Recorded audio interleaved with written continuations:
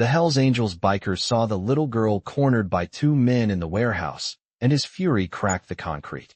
Hello everyone. Before we begin today's story, I have a small favor to ask. Please hit subscribe and turn on the notification bell so you never miss our channel's new videos. It's quick, free, and the best way to support us in bringing you more dramatic stories.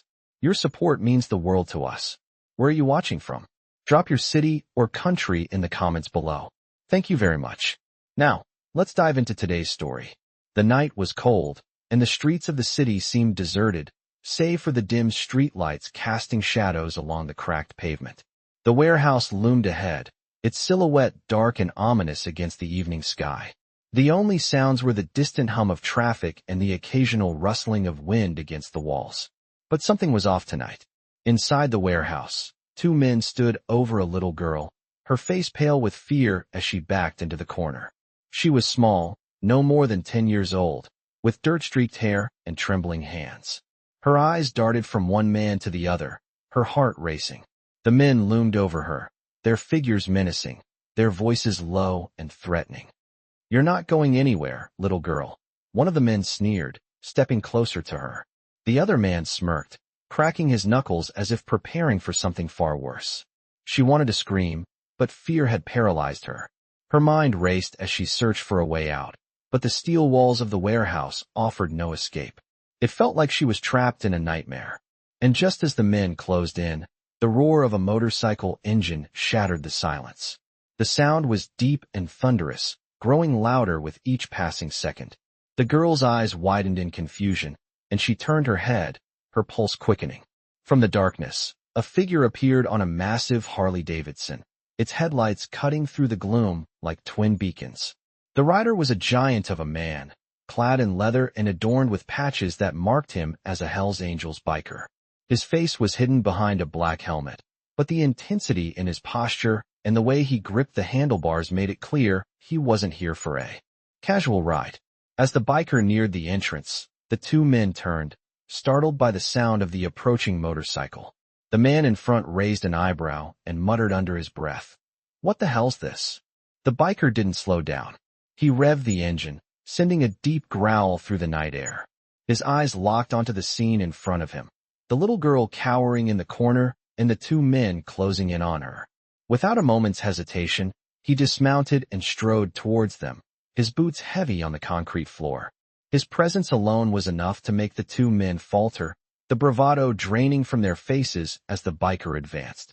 "You've got a problem," the biker said, his voice low but full of authority. "And it's me." The first man sneered, reaching into his jacket for something, but the biker was faster. In one swift movement, he grabbed the man by the collar, lifting him off the ground with ease. The man struggled, but the biker's grip was like iron. "You should have left her alone," the biker growled, his fury building with every passing second. The second man hesitated, eyeing the biker's intimidating stance. But before he could make a move, the biker shoved his companion aside, sending him crashing into a stack of crates. The girl watched in stunned silence as the biker's fury cracked the concrete. She had never seen anyone like him before, strong, fearless, and relentless. With one final, forceful shove, the first man stumbled backward and collided with a metal pole, knocking him out cold. The second man, now terrified, turned and bolted for the door, his feet slipping on the slick floor. The biker didn't chase him. Instead, he turned to the little girl, his expression softening for the first time since he arrived. "Are you okay?" he asked gently, his voice now filled with compassion. The girl nodded slowly, her wide eyes still filled with fear, but there was a glimmer of hope in them. She was safe now, and as the biker knelt beside her, offering her his hand, the warehouse no longer felt like a place of danger. It felt like the beginning of something new, a moment where the dark was pushed back, if only for a while. I watched the little girl as she sat on the cold concrete floor of the warehouse, her small hands still trembling slightly, though her wide eyes now held a sense of relief. The Hells Angels biker, his leather jacket glistening under the dim lights, knelt beside her, his massive frame towering over her, yet his movements were gentle, comforting. He could still hear the muffled sound of the man fleeing through the door, but his focus was on the child in front of him. "Are you hurt?" he asked softly, his deep voice carrying a tenderness that surprised even him. The girl shook her head, her long hair falling over her face. She looked up at him, the fear slowly melting from her expression. I'm okay. Just scared, she whispered, her voice barely above a breath. The biker gave a nod of understanding. You're safe now. Those guys won't hurt you anymore. The girl stared at him for a moment, processing his words. She had never known a man like this, someone who wasn't afraid to get his hands dirty, someone who could bring down two men without a second thought, but still show kindness in his eyes. She wondered if he had always been this way, or if something about her made him act differently. Thank you, she said after a long silence. The biker gave her a small smile, though it didn't reach the depths of his troubled eyes. He had always been the one to step in when things got rough, but this situation felt different. Protecting her somehow felt more personal, like he was fighting for something he hadn't realized he lost. He stood up, offering his hand to help her rise. Come on, let's get you out of here, he said. The girl hesitated for a moment before taking his hand.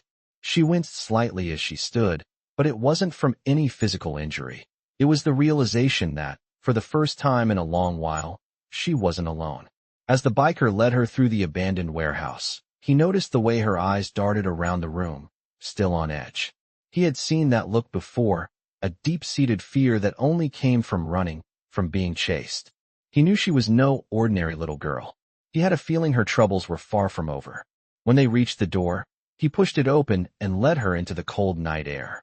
The wind hit his face, sharp and biting, but it didn't seem to bother him. The girl wrapped her arms around herself, shivering. You don't have to be scared anymore, he said again, though he wasn't sure if he believed it himself. The streets outside were empty, the silence almost deafening after the chaos inside the warehouse. He looked at the girl, seeing the dirt smudged on her cheeks, her clothes torn. She didn't deserve this life, the one she was living, always looking over her shoulder, always running. Where are your parents? He asked, the question slipping out before he could stop it. The girl looked away, her expression changing in an instant. He could see the pain in her eyes. I don't have any, she whispered. My mom, she's gone. I live with my aunt now, but I don't want to go back. The biker's heart tightened. He had a hard time imagining what kind of life this little girl must have had, one filled with loss and fear.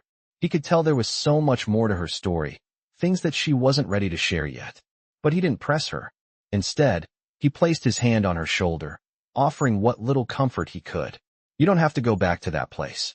Not tonight. We'll figure this out, he assured her. The girl nodded, her shoulders sagging with the weight of everything she had been through. The biker could feel his resolve hardening. He couldn't leave her to fend for herself. Something inside him told him that her fight was his now. He knew the world would be harsh on her, and he wasn't sure how much longer he could protect her, but he would try. Come on, I'll take you somewhere safe. We'll get you some food, get you cleaned up. You've been through enough for one night, he said, turning toward his bike. The girl didn't say anything, but she followed him, her steps slower now as the exhaustion from the night began to set in. She had no idea where they were going, but for the first time in a long while, she felt like she had someone she could trust. The biker started the engine of his Harley, the deep roar filling the empty streets. As he revved the throttle, the girl climbed onto the back, holding on tightly to his waist. The ride was quiet, the only sounds were the wind rushing by and the engine's growl beneath them. The biker kept his focus on the road ahead, but his mind wandered back to the girl. Who were those men? Why was she alone? And what had she seen that made her so scared? He didn't have answers, but one thing was clear. Her life was in danger, and he wasn't going to let anyone else hurt her. As the dark city passed by, the biker made a promise to himself. He would keep her safe, no matter what. They pulled up to a small, secluded building on the edge of town, a place the biker used as a refuge when things got too hectic. It wasn't much, but it was his, and it was the closest thing he had to a home. The girl slid off the bike and stood beside him, looking up at the building. Where are we? She asked quietly. The biker turned to face her, his face softening. This is my place. You'll be safe here for the night. He could see the relief in her eyes, but he also saw the uncertainty. She didn't trust easily, and who could blame her? But tonight, for the first time in a long time, she would have a chance to sleep without fear. As they walked into the building, the biker closed the door behind them, locking out the world. But even as he turned to face her, He couldn't shake the feeling that this was just the beginning. I watched as the little girl sat on the old couch, her tired eyes barely staying open. The warmth from the small heater was slowly taking away the chill from her bones, but the unease in her eyes didn't fade. The biker stood by the window, watching the streets outside. His mind was racing, wondering about what had brought her here, what dark history was chasing her. He couldn't stop thinking about her words earlier. She had no parents, no safe place to call home. She had been running for so long, and the fear of being found was always in her eyes. He hadn't asked for more details. He knew that the past could weigh heavily on a person, especially a child. What now? He muttered to himself, rubbing the back of his neck. He had made the promise to keep her safe for the night. But what about tomorrow? What would happen if those men came back looking for her? His thoughts were interrupted by the soft sound of footsteps behind him. He turned to see her standing there, a hesitant look on her face. "I'm not going to hurt you," he said gently, as if the words themselves would reassure her. She nodded, though her expression remained guarded. "I know," she whispered, looking at the floor. The silence stretched between them for a few moments. "I was just thinking," she said slowly, her voice barely audible. "I can't stay here forever. You can't protect me all the time." Her words hit him harder than he expected. He had seen enough in his life to know that some people didn't get the chance to be saved. That sometimes, no matter how hard you tried, the world kept pushing back. He shook his head, walking over to her. "You don't have to worry about that. Not tonight." He crouched down in front of her, so she wouldn't have to look up at him. "Just take a moment to rest. You've been through a lot." She looked up at him, her brown eyes wide and searching. She had no idea what kind of man he was, what kind of life he had lived, but she had placed her trust in him, just as he had placed a bit of his trust in her. He had seen too much in his life, too much violence, too much pain. But somehow, this little girl made him want to protect her more than he'd ever protected anything. "Where will you go tomorrow?" he asked, though he already knew the answer. "I don't know," she whispered. "I can't go back. They'll find me again. I can't go back to him." Her voice broke on the last sentence. He stood up slowly, his heart tight in his chest. "You won't go back. I'll make sure of that." He didn't know what he would do, or how he would protect her from the world she had been running from, but he would find a way. He always did.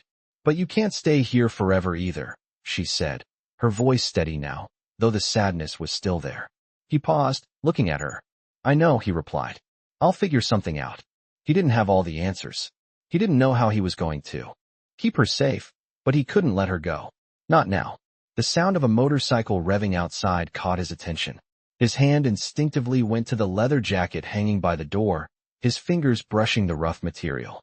"Stay here," he told the girl firmly, but his tone softened. "Don't open the door for anyone, no matter what." She nodded. He gave her a last look before walking out into the cold night. The streets were quiet, the streetlights casting long shadows across the pavement. The biker walked over to his Harley, his mind racing. The men from the warehouse were out there. He knew it. They had to be. And now he had a target on his back, too. He wasn't afraid of them. He had dealt with worse, much worse. But it wasn't just about him anymore. It was about her. The little girl who had placed her trust in him, and the promise he had made to keep her safe. He climbed onto his bike, the engine roaring to life beneath him. As he sped down the empty streets, his thoughts were a blur. The world had a way of catching up to people, no matter how fast they ran. He just hoped he could keep her ahead of it. He had made mistakes in the past, plenty of them. But this time, he wasn't going to let her fall through the cracks. As he rode, the wind in his face, the road ahead seemed endless. He didn't know what tomorrow would bring, but for tonight, he would keep her safe. And that was all that mattered. I could feel the cold creeping in as I stepped off my Harley, the wind biting through the leather jacket. The sound of the engine's roar faded into the night as I walked toward the alley where I had parked. The girl's face was still in my mind, her soft brown eyes, her broken spirit. I had promised her safety, but how long could I keep that promise? How long before the past caught up with me? The warehouse incident was far from over. I knew the men I'd knocked out wouldn't just walk away. They'd come looking for revenge. The question was, how far were they willing to go to get to me? I couldn't protect her forever, but I would do my damn best to keep her safe. As I approached the building, I saw the girl sitting by the window, looking out at the empty street. The weight of everything she'd been through was written all over her face. She was tough, too tough for her age, but even the toughest kids needed someone to lean on. "Hey," I said, opening the door and stepping inside. She turned, giving me a small smile, though it didn't reach her eyes. "Hey," she replied softly. Her voice was still shaky, but there was a little relief in it.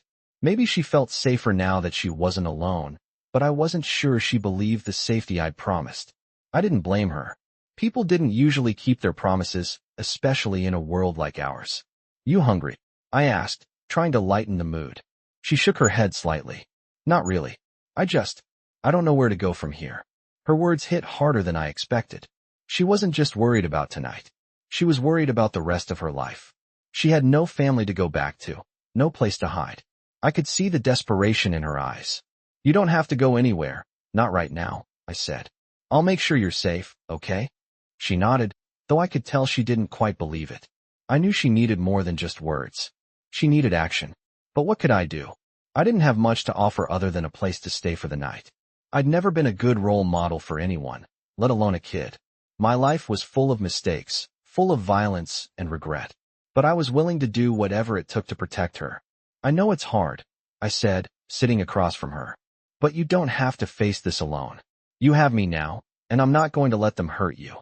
She looked at me for a long moment, searching my face as if trying to figure out if I was telling the truth. I didn't know if I was, but I had to try. I couldn't leave her to fend for herself. "What happens when they come looking for me?" she asked, her voice trembling.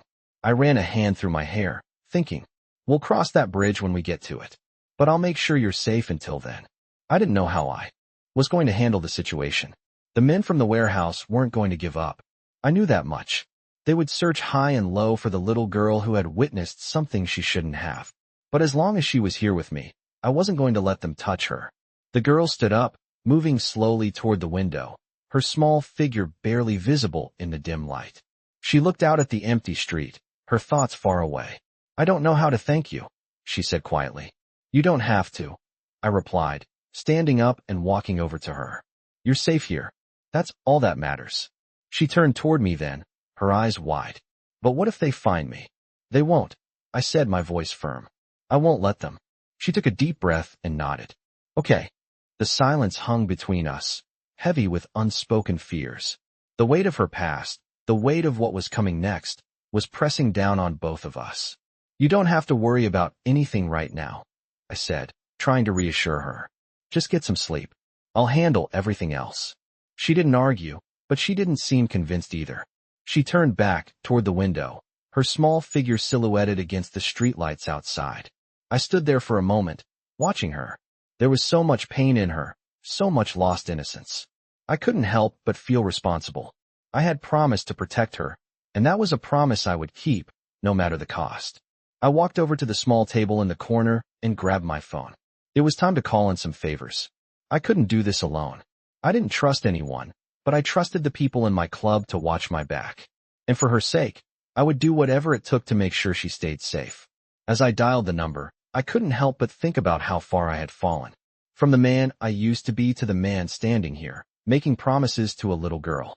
This was the life I had chosen, and now I had to live with it. But for her, I would fight. I would fight until the end. I sat in the corner of the small, dimly lit room, my eyes scanning the girl as she rested on the couch. Her head was tilted back, her breathing steady, though the tension in her body told me she wasn't fully relaxed. I knew she wasn't getting any sleep tonight, not with everything that had happened. She had a lot on her mind, just like I did. Outside, the sounds of the city were muffled, but the fear of those men finding us still lingered in the air. I couldn't protect her forever. Eventually, they would come looking, and I wasn't sure how I was going to handle that. My phone buzzed on the table, breaking the silence. I grabbed it, seeing the name of a familiar club member flashing on the screen. I hesitated for a moment before answering. "What's up?" I said, trying to keep my tone steady. "We've got trouble," came the voice on the other end. I could hear the urgency in his words. "Those guys you messed with at the warehouse? They've got backup. They're looking for the girl, and they're not going to stop until they find her." My jaw tightened. I had expected this, but hearing it out loud made it real. "I'm not letting them get to her," I said, my voice low and cold. "Do you have eyes on them?" "We're keeping watch. But it's bad, man. They've got some serious muscle with them. They're willing to do whatever it takes to find her." I ran a hand through my hair, thinking. The girl's safety was all that mattered right now, but there was no way I could fight an army of thugs by myself. I needed help, and I needed it fast. All right, I said after a long pause. I'll figure something out. Just keep me posted. I ended the call, my mind racing. The girl was asleep now, but I couldn't let her stay here. Not anymore. The stakes were too high. I walked over to her, kneeling down beside the couch. Her eyes fluttered open, and she looked up at me, her expression wary. "What's wrong?" she asked, sensing the change in the air. "We need to leave," I said, keeping my voice calm. "I don't want to scare you, but those men aren't done looking for you. We can't stay here any longer." She sat up, her eyes wide with fear. "Where will we go?"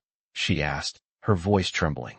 I could see the panic rising in her, but I had no time to explain every detail. I just had to get her to safety. "I have a place," I said, standing up.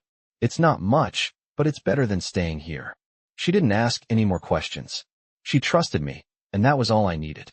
I grabbed my jacket from the back of the chair and headed for the door. "Come on," I said, offering my hand.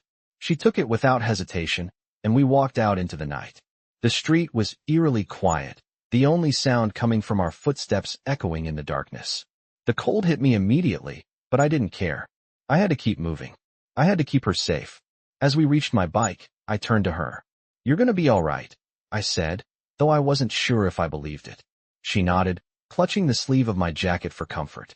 I didn't give her time to say anything else. I helped her onto the bike, adjusting her seat and making sure she was secure. As I started the engine, I couldn't shake the feeling that this was just the beginning. We were running, and I didn't know how far we'd have to go to outrun the past. But for now, it was the only choice we had. The wind whipped past us as I sped down the empty streets, the dark skyline of the city looming in the distance. I kept my eyes on the road, but my mind was elsewhere. I thought about what would happen next. Would we make it out of this alive? Would I be able to protect her from the storm coming? The girl, for her part, stayed silent behind me. I could feel her grip on me tighten whenever I made a turn or accelerated too quickly, but she didn't say a word. She trusted me, even though she had no reason to. I couldn't let her down. I couldn't let anyone else hurt her. I drove for what felt like hours, turning down back alleys and side streets to avoid being followed. I had a safe house on the outskirts of town, a place I used when things got too heated. It wasn't much, but it would be enough for now. As we pulled up in front of the small, nondescript building, I turned off the engine and got off the bike. I helped her down, watching her closely as she stepped onto the ground. She looked up at the building, her eyes filled with uncertainty. "Is this it?" she asked, her voice barely above a whisper. "It's safe," I assured her, though I didn't know for sure. "Not anymore. For now, this will have to do." We walked inside, and I locked the door behind us. I knew we couldn't stay here forever, but for tonight, it was all I could offer. The girl looked around the room, her gaze lingering on the bare walls and old furniture. "This place feels empty," she said softly. "I've been in worse," I replied, trying to make her feel better, even though I didn't believe it myself. The truth was, we were both running from something we couldn't escape. But for tonight, at least, we had a roof over our heads. And that had to be enough. I stood by the door, my hand resting on the cold metal, listening to the quiet that had settled over the small, dimly lit room. The girl was asleep now, her tiny figure curled up on the old couch. I could hear her soft breathing, the rhythmic rise and fall of her chest, but the peace in the room didn't match the turmoil I felt inside. The weight of the situation pressed heavily on me. We weren't safe yet. I knew it. I could feel it in my bones. The men I'd fought off earlier weren't done with her. They wouldn't stop until they found her, and I had no idea how to keep her safe when the whole world seemed to be closing in. My mind raced, thinking about every possible way we could escape, every possible place we could hide, but nothing felt like it would be enough. I wasn't used to feeling vulnerable. I had always been the one who made the decisions, the one who called the shots. But now, I was the one feeling powerless, and it pissed me off. I walked over to the table where I had left my phone, and picked it up, dialing a number I knew all too well. "What's the situation?" I asked when the call was answered. "We're still tracking them," came the reply. "They're moving fast, but we've got eyes on them. They're looking for the girl. We'll need backup. Soon, but it's a tight window." I closed my eyes for a moment, trying to calm my racing thoughts. Get as many people as you can. We need to move her. Now. Understood, the voice replied, and the call ended. I placed the phone down on the table, feeling the weight of my next decision. I couldn't keep running. Sooner or later, they would catch up to us, no matter how far we went. And I couldn't risk bringing her into a life on the run. She deserved more than that. She deserved to be safe, to have a chance at a future. But how could I give that to her? I wasn't sure anymore. I turned to look at her, still curled up on the couch. She looked so small, so fragile. I hated that she had to go through all this. She had trusted me, and I was failing her. I'm sorry, I whispered under my breath, though I knew she couldn't hear me. I wasn't sorry for protecting her, but I was sorry I couldn't do more. I walked over to the window and looked out at the dark streets. The city was quiet, but I knew it was only a matter of time before things exploded. There was no more hiding. We needed a plan. The door behind me creaked open, and I turned to see the girl standing there, her eyes wide, her face still etched with fear. Are we going to leave? She asked softly. I walked over to her, crouching down so we were eye level. I'm not going to let them hurt you, I said firmly, though I could feel the doubt gnawing at the back of my mind. But we can't stay here much longer. We'll leave when it's safe. I promise. She nodded, but I could tell she didn't believe me. She was scared. I didn't blame her. I was scared too. I could see the unease in her eyes, the flicker of worry that she was just another pawn in a game too big for her to understand. You won't leave me, right? Her voice broke the silence, a simple question that carried so much weight. I reached out and placed a hand on her shoulder, trying to convey a reassurance I wasn't sure I could offer. I won't leave you, I said, and this time, I meant it. But we need to stay calm. We'll get through this, I promise. She nodded again, but the fear in her eyes didn't go away. She was right to be scared. We were both in this together, but that didn't make it any easier. I took a deep breath and stood up, looking around the room. It wasn't much, but it was the only place we had. You should get some rest, I said, though I knew neither of us would be sleeping anytime soon. I'll keep watch. I watched as she walked back to the couch and sat down, wrapping herself in the thin blanket I had found earlier. She didn't speak, but I could see her shoulders tremble slightly. She was trying to hold it together, just like I was. But we both knew it wasn't going to be easy. I sat down across from her, the weight of the night pressing on me. My phone buzzed again, pulling me from my thoughts. I picked it up and answered, my mind already racing through the next steps. They're getting closer, the voice on the other end said. We need to move now, before they find you. My heart skipped a beat. All right, I said, standing up quickly. Get ready. We're leaving. The girl looked up at me, confusion and fear written all over her face. Now, she asked. Yes, I said, my voice steady. We're running out of time. I walked over to her and helped her to her feet. Stay close to me, I said, as I grabbed my jacket. We're going to be okay. But even as I said the words, I knew the truth. We weren't okay. Not yet. And I didn't know when we would be. But we had to keep moving forward. I wouldn't let her down. Not while I had breath in my body.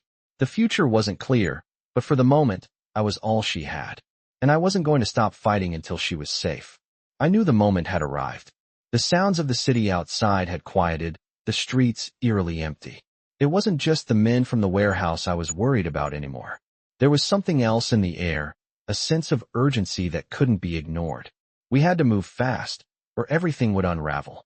The girl was still curled up on the couch, her eyes wide with anxiety, even though she tried to hide it. I could see it in the way she kept glancing toward the door, as if waiting for something to happen.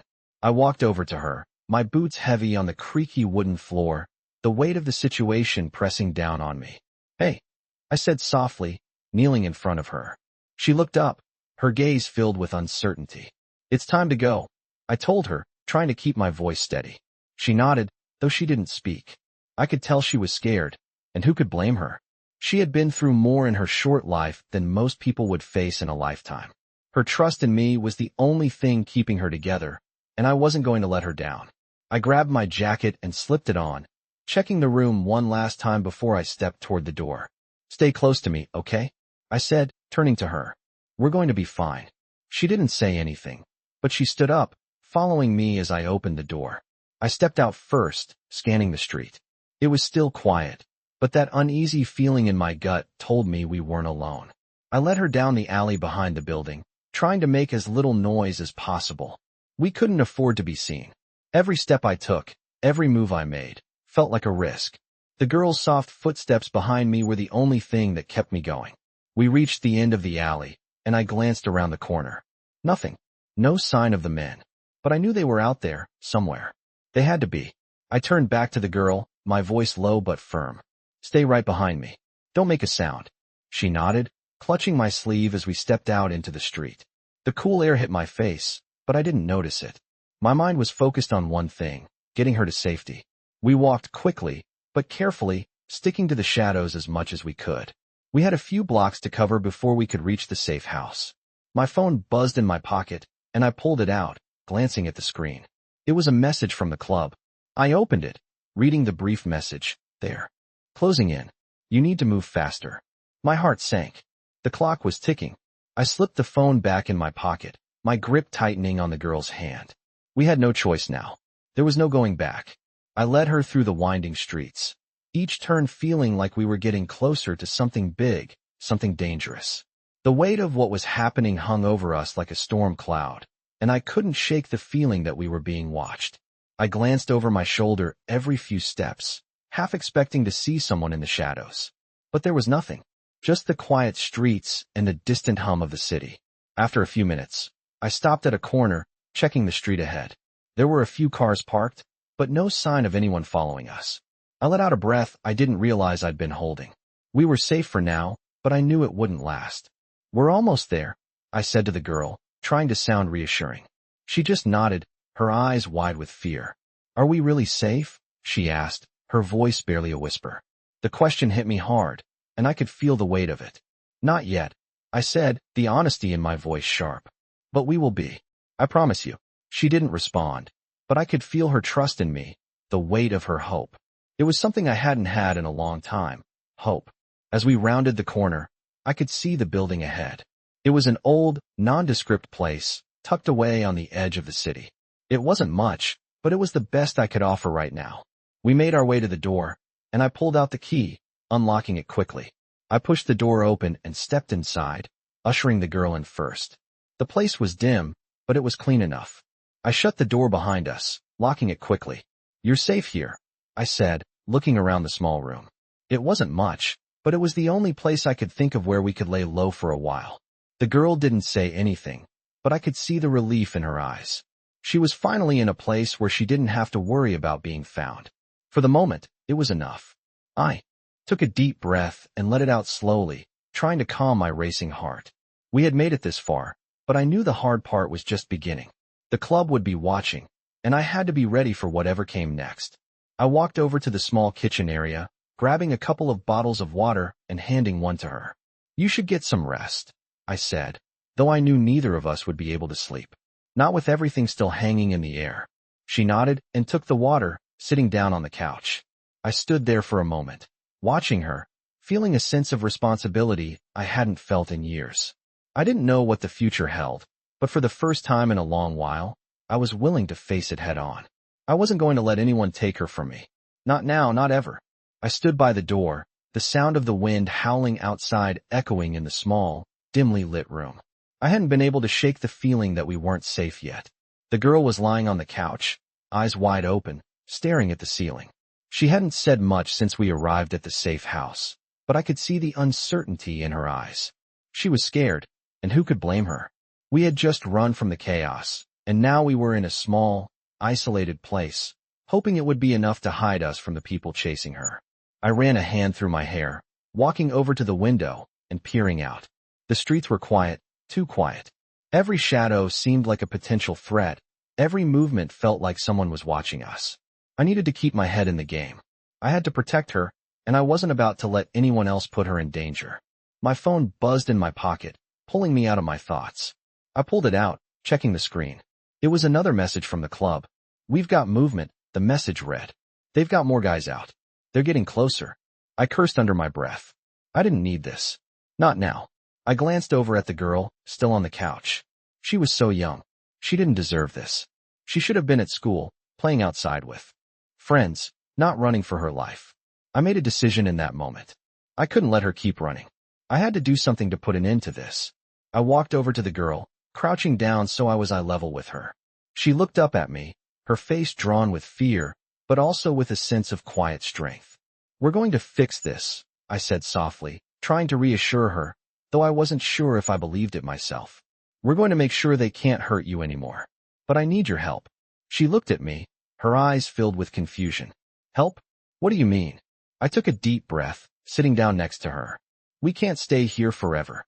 We need to get to a place where they won't find us, where you can be safe. But it won't be easy. We'll have to move fast." She nodded, though I could see the hesitation in her eyes. She didn't want to leave. She didn't want to keep running. But I could see the fear in her face too. She knew we had no choice. "What do we do now?" she asked, her voice barely above a whisper.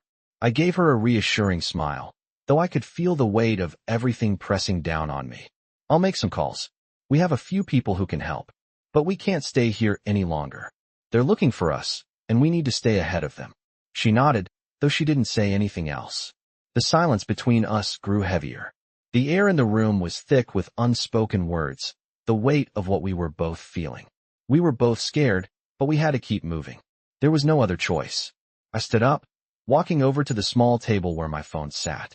I dialed the number for one of the few people I trusted. The phone rang twice before it was picked up. "We need to move," I said quickly, not wasting any time with pleasantries. "They're closing in on us. We need a safe place. Now." The voice on the other end of the line was calm, but I could hear the urgency in it. "Understood. We've got something for you. Just get to the location we sent you." I didn't wait for more details. I hung up, walking over to the girl. "We're leaving. Get ready." She didn't argue, just nodded and stood up, grabbing the small bag of belongings she had managed to hold on to. I grabbed my jacket and pulled it on, checking the room one last time. I didn't know when we'd be back, or if we would. The world outside felt dangerous, unpredictable, but we couldn't stay here. I opened the door and let her outside, my eyes scanning the street. It was still too quiet, but the tension in the air was palpable. We had to move quickly. I took the lead, walking at a steady pace, making sure to keep my movements sharp and deliberate. The girl walked behind me, keeping close, just like I told her. We didn't speak. There was no need. Every step we took, every corner we turned, felt like a risk. We had no idea who was watching or when the danger would catch up to us. But we couldn't afford to stop. We had to keep moving. I kept my hand close to the gun holstered at my side, the weight of it a reminder of the fight ahead. We reached the end of the street and turned the corner, the safe house now out of sight. We were still a few blocks from the rendezvous point, but I felt the urgency growing with every step. "Stay close," I said quietly, glancing back at the girl. She nodded, her eyes wide but focused. I could see she was trying to stay calm, trying to hold it together. But I knew, just as well as she did, that the real danger was still ahead. We had no idea what we were walking into, but we had to go. There was no turning back now. I kept my eyes on the streets ahead, my steps steady but quick. The girl walked just behind me, her small frame barely visible against the shadows. The tension in the air was thick, and I could feel my heart pounding in my chest. We were getting closer to the meeting point, but I couldn't shake the feeling that we were being watched. The quiet of the city around us only made the silence between us more intense. I glanced behind me, making sure the girl was still close. She didn't speak, but I could see the fear in her eyes. She was scared, and who could blame her? I was too. We were about to walk into a situation that could go south in an instant. I had no idea who would show up, but I couldn't let her down. I couldn't afford to fail now. The rendezvous point was just a few more blocks ahead. I could see the dim glow of streetlights ahead, casting long shadows across the sidewalk. We turned another corner, and I stopped for a moment to check my surroundings. Nothing. The streets were empty, but my instincts told me otherwise. Something wasn't right. I glanced back at the girl, who had stopped a few steps behind me. Her eyes were wide with anxiety, and I could see her grip tightening on the small bag she carried. "Stay close," I said quietly, my voice low. She nodded, but I could see the hesitation in her movements. I wasn't sure if she believed we were going to make it out of this. Hell, I wasn't sure either. But we didn't have a choice. We had to keep moving. The sound of footsteps behind us made my heart skip a beat. I turned quickly, instinctively reaching for the knife at my belt. But it was just another pedestrian, walking by with his head down, unaware of the tension in the air. I let out a quiet breath, my hand relaxing from the hilt of the knife. "You okay?" I asked the girl. She nodded again, but this time, her expression was different. There was something in her eyes now, something more determined, more resilient. I wasn't sure if she understood the danger we were in, but I could tell she was starting to trust me. The more I thought about it, the more I realized how much she had already been through. She had already lost everything she knew, and now she was stuck in this mess because of me. I couldn't let it be in vain. I had to protect her. As we reached the intersection ahead, I spotted a black SUV parked along the curb, the headlights cutting through the darkness. I nodded to the girl to stay back and moved slowly toward the vehicle. My hand rested on the gun holstered at my side, just in case things went sideways. But as I got closer, the door of the SUV opened, and a familiar face stepped out. It was one of the people I had called earlier, a trusted member of the club. "We need to get out of here," he said, his voice urgent. I could tell from his tone that he had seen something we hadn't. "They're coming." I nodded, turning to the girl. "We're going with them. Just stay close, okay?" She nodded, but I could see the doubt still in her eyes. I didn't blame her. She was in the middle of a nightmare, and I was just another stranger trying to make things right. But she didn't have a choice. None of us did. I motioned for the girl to follow me as I stepped toward the SUV. The engine rumbled to life as I opened the door and slid into the front seat. The girl followed closely behind, sitting down beside me. The moment the door shut, the SUV pulled away from the curb, the tires squealing on the pavement as we sped off into the night. I glanced back at the girl, who was staring out the window. I could tell she was thinking, processing everything that had happened. I didn't know what was going through her mind, but I knew that soon enough, she would have to face the reality of what her life had become. There was no going back. As we drove through the quiet streets, my mind raced. I had no idea where we were going, but I trusted the people in the club. They would keep us safe for now. I just needed to get her to a place where she could disappear, where the world wouldn't come crashing down on her anymore. After a few minutes, we turned down an alleyway and pulled into a hidden parking lot behind a nondescript building. I stepped out of the SUV, motioning for the girl to follow. As I led her toward the back entrance, I couldn't help but feel the weight of the situation. We were safe for now, but that safety wouldn't last long. They were still out there, still looking for her, and we had no way of knowing what would happen next. "You're safe here," I told her as I opened the door. She stepped inside hesitantly, looking around the dimly lit space. "For now," I added, though I wasn't sure if I believed it myself. The door slammed shut behind us, and the silence felt deafening. I turned to look at her, watching her closely. She didn't say anything, but I could tell she was relieved to be out of the streets. For the first time in a long while, I felt like I might actually be able to keep her safe. But I knew better. The danger wasn't over. We still had a long way to go. I watched the girl closely as she took a seat on the worn-out couch. The silence in the room was overwhelming, the kind of silence that comes after a storm, when the dust settles but the tension lingers. She was trying to relax, but I could tell she wasn't quite there yet. Neither was I. We had a roof over our heads for the moment, but I couldn't shake the feeling that trouble was still lurking around the corner. I needed to know more, but there was no time to ask her about her past just yet. The club had warned me. They were closing in on us. They had more men out looking for the girl, and it wasn't going to be long before they found us. I needed a plan, and I needed one fast. My phone buzzed, cutting through the quiet. It was a message from one of my guys. "They're on your trail. Keep moving. They won't stop until they get her." My heart sank. It was exactly what I had feared. I turned to the girl, still sitting on the couch, her eyes now scanning the room, her fingers lightly tapping the armrest. She looked so small and vulnerable, yet there was something in her that made me believe she was stronger than she seemed. It was that strength, that fight inside her, that made me want to protect her even more. But I couldn't just stand here waiting. The danger was real, and it was closing in on us. "We need to go," I said, my voice steady despite the chaos swirling inside my mind. She looked up at me, her eyes wide with worry. "But where?" she asked softly. I could see the confusion and fear in her face. I didn't have a perfect answer, but I knew I had to keep her moving. "I don't know yet," I said, "but we can't stay here. We'll find a place to lay low for a while." She nodded slowly, though she didn't seem convinced. Who could blame her? She was just a kid, thrown into a world she didn't understand. And I was her only hope. I turned back to the door and locked it, making sure the security chain was in place. There was no way I was going to let anyone walk in here and take her. I grabbed my jacket and my keys, then turned back to the girl. Stay close, okay? I said, my voice low and reassuring. She nodded again, standing up carefully, her small frame stiff with fear. She didn't say anything else. There was no need for words between us. She trusted me, and that was enough. I opened the door just enough to slip through, motioning for her to follow. The alley outside was still empty, but I didn't trust the quiet. I kept my eyes peeled, my hand near the gun at my side. I could feel the weight of it, like a reminder of what was at stake. We need to move quickly, I said as we walked. The girl stayed close to me, her footsteps light, but hurried.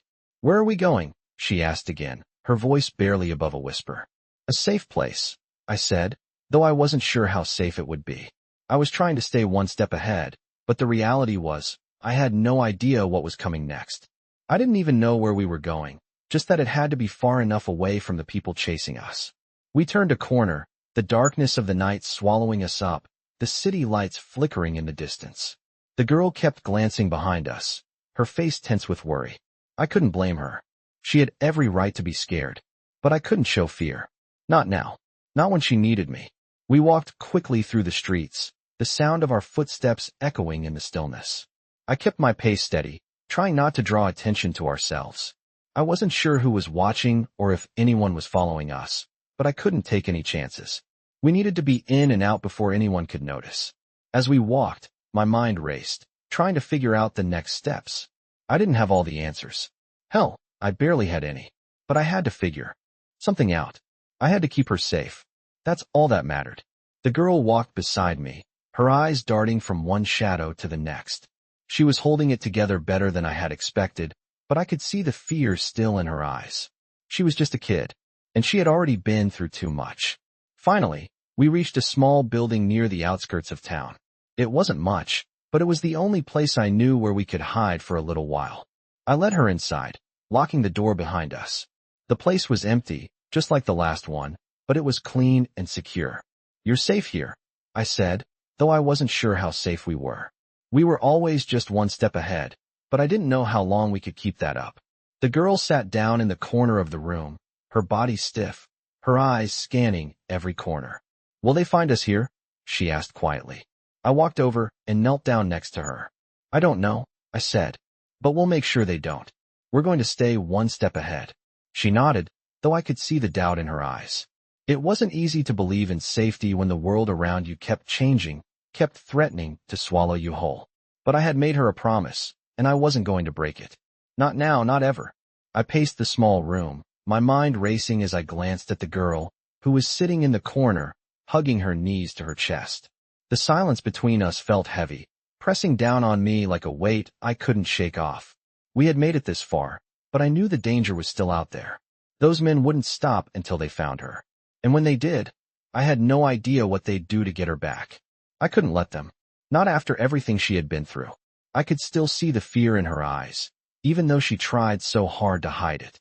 She had been through more than any child should ever have to face, and I was the one who had promised to protect her. But I wasn't sure how much longer I could keep that promise. We had no answers, no way of knowing. Where we could hide, where we could be safe. The world felt like it was closing in on us, and I wasn't sure how to stop it. I stopped pacing and turned to her. You okay? I asked, trying to keep my voice steady, though I wasn't sure she could hear the uncertainty in it. She looked up at me, her eyes wide, her face pale. She didn't answer at first. Instead, she just looked at me, searching my face, as if looking for something, anything, that would give her a sense of peace. I walked over and knelt down beside her, placing a hand gently on her shoulder. You don't have to worry, I said softly, though I didn't believe my own words. We'll be okay. I'll make sure of it. She nodded, but I could see the doubt in her eyes. I don't want to keep running, she said quietly, her voice breaking. I'm tired. Her words hit me harder than I expected. She wasn't just tired from the physical strain of running. She was tired of the fear, the uncertainty, the constant pressure of knowing that she was a target.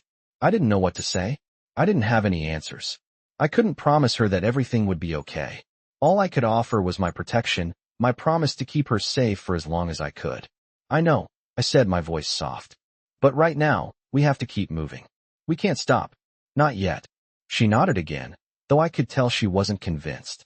I couldn't blame her. I wasn't convinced either. The fear was starting to creep in on me too, gnawing at the edges of my mind. I didn't want to fail her. But the truth was, I didn't know how long we could keep running. I didn't know how much longer we could hide. I took a deep breath, pushing the thoughts out of my mind. I needed to focus. I needed to keep us both alive. Get some rest, I said, standing up. I'll keep watch. She didn't argue, just laid down on the couch, pulling the thin blanket around her. I stood there for a moment, watching her as she drifted off to sleep, her chest rising and falling with each slow breath. She looked so young, so vulnerable, and I couldn't help but feel a surge of protectiveness. I wasn't sure how much longer we could stay here, but I knew we had to make the most of it. I couldn't risk letting anyone find us. As the hours passed, I kept my eyes trained on the door and the window, listening for any sounds that might signal danger. The minutes dragged by, each one feeling like an eternity. I couldn't let my guard down. Not now. Not when she was counting on me. I glanced over at her again. She was still asleep. Her face relaxed for the moment. The tension that had been there earlier eased, even if just for a little while. But I couldn't let myself relax. Not until she was safe. The phone buzzed in my pocket, pulling me out of my thoughts. I quickly pulled it out and checked the message. It was from the club. They've located one of the men. We have an opening. Time to move. I clenched my jaw, the weight of the decision settling in. We couldn't keep running. We had to make a stand, or we would end up running forever. I glanced at the girl again, her peaceful expression tugging at my heart.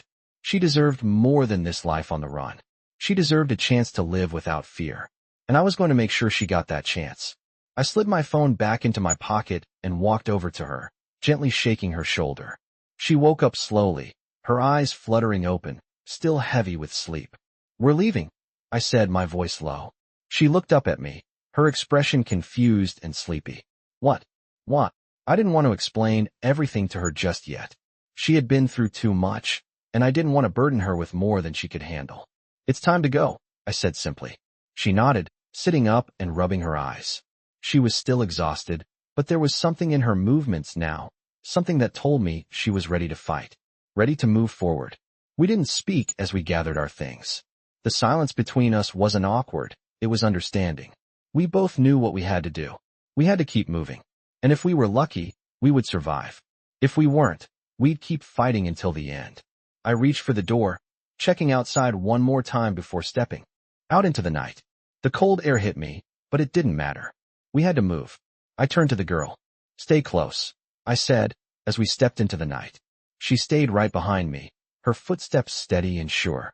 And together, we moved forward, hoping that somehow, we would find the safety we had been searching for. I kept my eyes on the street as we walked quickly, the weight of each step feeling heavier than the last. The girl stayed close behind me, her hand clutching the sleeve of my jacket like it was the only thing keeping her anchored.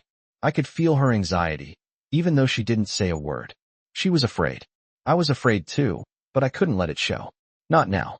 We had to move fast, and we couldn't afford any mistakes. The streets were empty, but the quiet was unsettling. It was too quiet. Every shadow seemed like it might hide a threat, and every alleyway was a potential trap. We turned the corner, and I stopped for a moment, scanning the area. No one in sight, but I wasn't taking any chances. The club had warned me. They had eyes on the men from the warehouse, but those guys had a lot of resources, and we were just two people trying to stay ahead of them. I glanced at the girl. She was still looking around, her eyes darting from side to side, trying to take in everything. She was smarter than I gave her credit for, and I could see her adapting to the danger she was in. Stay close, I whispered, though I knew she would. She had no choice. I will, she replied quietly, her voice barely audible. We kept moving, my pace steady but careful. I didn't want to run. Running would make us more noticeable. We needed to blend in, to look like we were just another pair of pedestrians walking down the street, not two people on the run.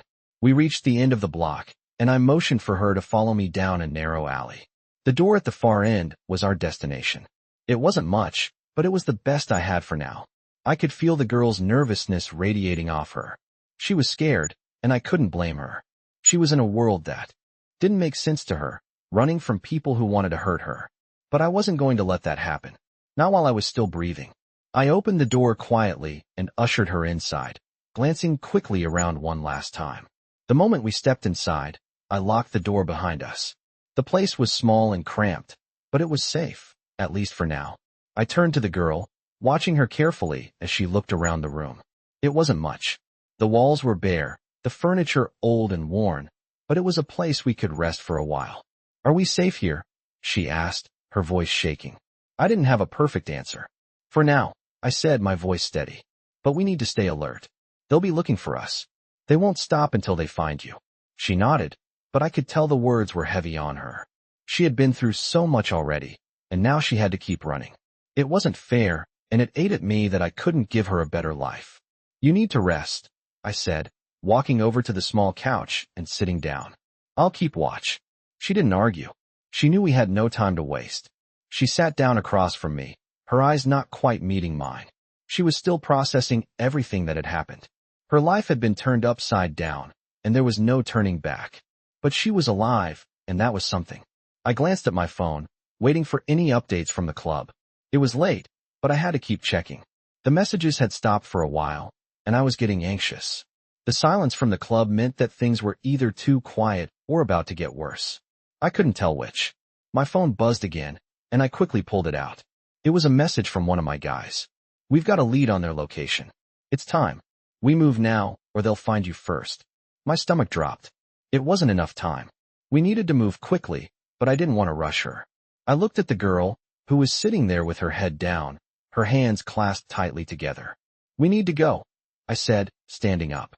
She looked up at me, her expression a mixture of fear and exhaustion. "Now?" she asked. I nodded, though I wasn't sure I was ready either. But we didn't have a choice. "They're coming. We have to move." I didn't wait for her to respond. I grabbed my jacket and my bag, helping her up. "Stay close. We don't stop until we're safe." She nodded, though I could see she was still scared. I was too. But we had no other choice. I opened the door, my hand on the gun at my side, and stepped out into the night.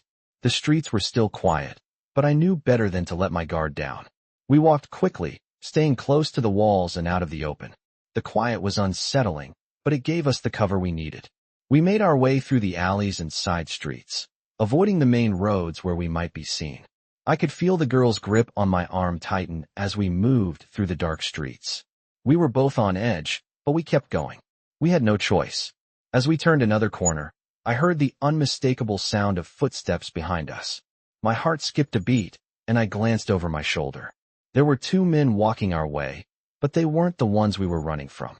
Not yet, anyway. They didn't see us, and we kept moving, blending into the shadows. My breath came in short bursts, the adrenaline pumping through my veins. We had to get out of here, and fast. I could feel the weight of every step as we moved deeper into the shadows, my eyes constantly scanning the street ahead. The girl was still close behind me, her footsteps quick but tentative. Her breathing was steady, but I could tell she was scared. We had been running for what felt like hours, moving through alleyways and side streets, staying off the main roads. Every turn we took, every corner we rounded, I was certain we were being watched. The night felt heavy, like it was holding its breath, waiting for something to happen. My thoughts raced. Where were the others? Where was the backup I had called in? I couldn't afford to let my guard down, not now. Not when we were so close to being caught. I stopped for a moment, listening. The silence felt suffocating. I looked around, trying to spot anything out of place, any movement in the shadows. The street was empty, but it wouldn't stay that way for long. "We're almost there," I muttered under my breath, more to reassure myself than her. The girl didn't respond, but I could see the doubt in her eyes. I could feel it too. We had no idea what was coming next, but we had to keep going. The plan was simple: get to the safe house. Stay hidden until the heat died down. But nothing was ever simple in a world like this. The sound of a car engine caught my attention. I glanced over my shoulder, but I couldn't see anything yet. I felt a wave of panic rise in my chest, but I fought to keep it in check. The girl noticed my stiff posture. "What is it?" she asked, her voice barely a whisper. "Stay close," I said, motioning for her to move faster. I reached for my phone, checking for any updates, but there was nothing. Silence. My heart beat faster. The car engine was closer now, its headlights cutting through the dark. I didn't wait to see who it was. I grabbed the girl's hand and pulled her down a side alley, away from the streetlights, into the darkness. The car slowed as it passed the alleyway, and I held my breath, praying they hadn't seen us. I peeked around the corner just enough to see the vehicle move past. It wasn't our backup. It was just another car on the road. But the panic that had surged through me wouldn't let go. I turned back to the girl. "We keep moving," I said, my voice low but firm. She nodded, though I could see the fear still in her eyes. We couldn't stop now. We had to make it to the safe house. We had no other choice. I pulled her along, my steps quick and steady. I didn't want to risk being seen again. The sound of our footsteps echoed in the stillness as we turned another corner. There it was, the safe house, a nondescript building tucked away at the end of the street. It wasn't much, but it was enough for now. I could see the faint outline of the door in the darkness. We were so close. I could feel the girl's hand tightening in mine, and I gave her a reassuring glance, though I wasn't sure if I was reassuring her or myself. We reached the door, and I turned the knob slowly, careful not to make a sound. The door creaked open, and I stepped inside, pulling her in after me. The room was quiet, dark. I closed the door behind us and locked it. I let out a sigh of relief. For now, we were safe. The girl stood just inside the door, her eyes wide as she took in the small, sparse room. It wasn't much, a couch, a table, a few chairs, but it was a place to rest. A place to hide. "We're safe here," I said, though I knew the truth. Nothing was ever truly safe. Not for long. She didn't say anything, but I could see her shoulders relax. She was tired. So was I? But there was no time for rest. I walked over to the window, glancing outside. Nothing. The street was empty again, but I knew we couldn't afford to be complacent. "You should rest," I told her, turning back to face her. "I'll keep watch." She nodded slowly and walked over to the couch, sitting down. I watched her for a moment. She was still so young, but in the past few days, she had learned more about fear and survival than any child should. I didn't know what was going to happen next, but I couldn't let her face it alone. I walked over to the table, setting my gun down beside me. I needed to think.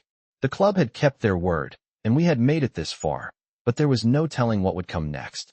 The girl needed a future, a safe place, somewhere she could grow up without fear. But I didn't know how to give that to her. Not with the enemies closing in.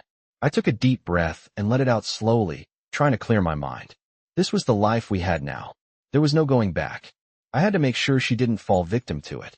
The sound of a phone ringing broke the silence, and I jumped, reaching for it quickly. It was one of my guys from the club. "We've got a problem," he said, his voice low. "They know where you are? They've tracked you." My heart sank. "How close?"